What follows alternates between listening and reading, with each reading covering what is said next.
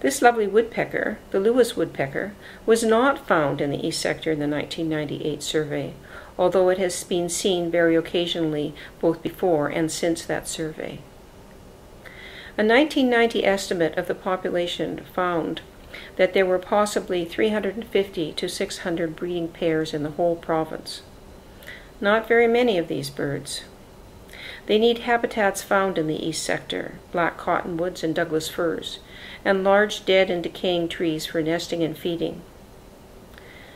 This species seems to be disappearing, and if we are not careful, it may disappear altogether. In fact, if we are not careful and preserve our forested areas, all our species may disappear. We have to act now to save their habitats, or we will be looking at no more species. If we consider species at risk on a worldwide level, it's quite frightening. 1/3 of all species of amphibians and birds and fish are now threatened, as are 1/4 of all mammal species and 1/8 of all bird and plant species. The Committee on the Status of Endangered Wildlife in Canada lists 20 more species at risk in just the last 5 years.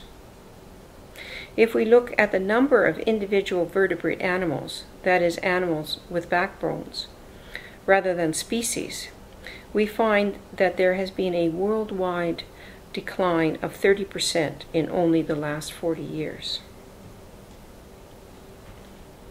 We also know that nature, and forests in particular, are very useful for human beings because they provide many services. For example, trees sequester carbon, taking carbon dioxide out of the atmosphere, and they provide shade.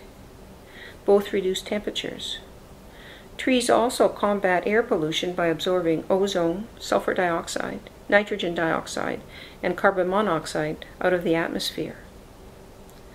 Free-running rivers provide clean water, and wetlands provide flood regulation as they grow in the rainy seasons and contract in the dry seasons.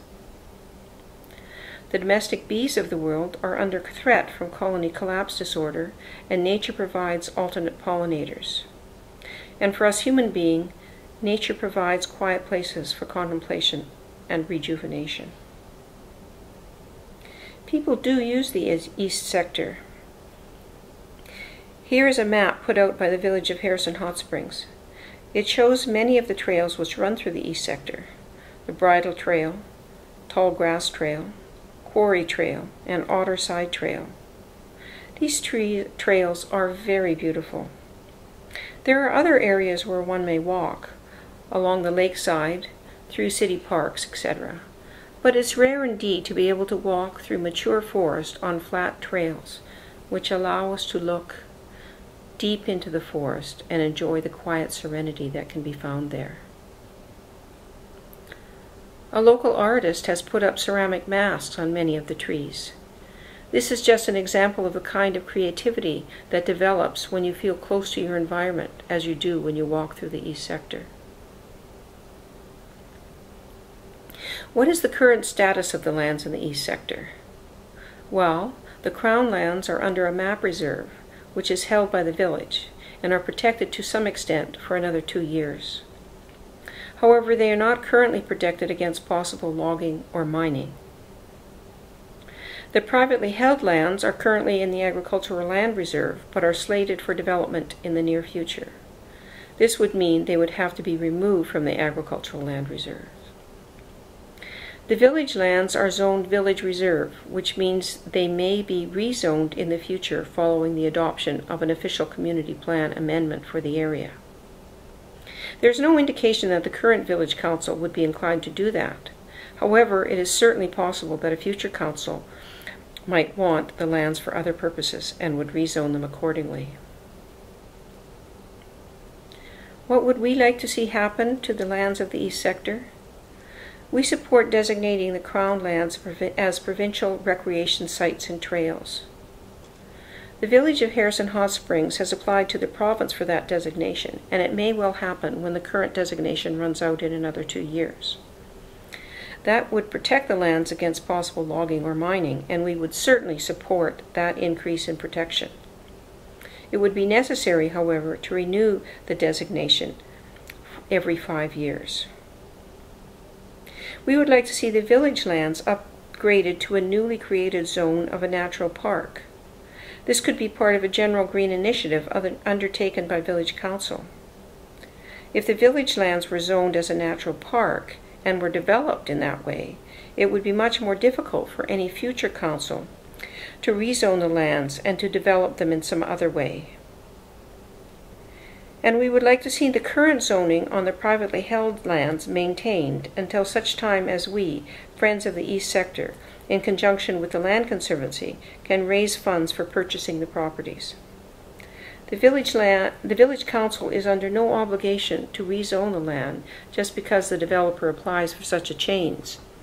It is perfectly possible for the Council to say, no, we don't want that land developed, and therefore refuse to rezone the land. We are asking the Village of Harrison Hot Springs to protect the lands of the East Sector as natural park land. We think the Village Council is in a position to show real political leadership in protecting the last substantial area of forest on the floor of the Fraser Valley. A recent sustainability survey in Harrison Hot Springs showed that the people want Harrison to remain green and natural. We really do have to protect the last forested land on the valley floor that is connected to the great mountainous forests. No one decided to deforest the entire Fraser Valley. It happened a little bit at a time because everyone thought that there was always more forest. Now we have reached the end of the line, and we have to act now before it's too late. Please help us save the East Sector by writing a letter to Harrison Hot Springs Village Council at Harrison Village Council, Box 160, Harrison Hot Springs, BC, V0M 1K0.